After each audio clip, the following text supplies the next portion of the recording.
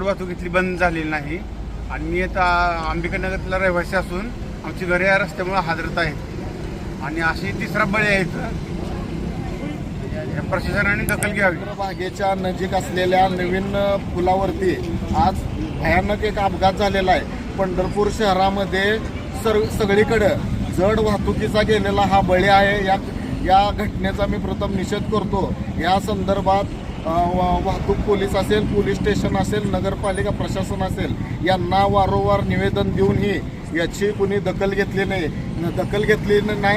ह्या असा एक बळी या ठिकाणी गेलेला आहे. या घटनेमुळे या परिसरात भीतीचं वातावरण तयार झालेलं आहे. तरी पंढरपूरच्या पोलीस प्रशासन असेल, नगरपालिका प्रशासन असेल यांना विनंती करतो, तात्काळ ही जड वाहतूक जर बंद नाही झाली अशा निष्पाप किती लोकांचे बळी हे प्रशासन घेणार आहे आम्हाला प्रश्न आहे. जर लवकरात लवकर या अशा पद्धतीची जर ट्रॅफिक जर जड वाहतूक बंद नाही झाली तर आम्हाला तीव्र आंदोलन छेडावे लागेल.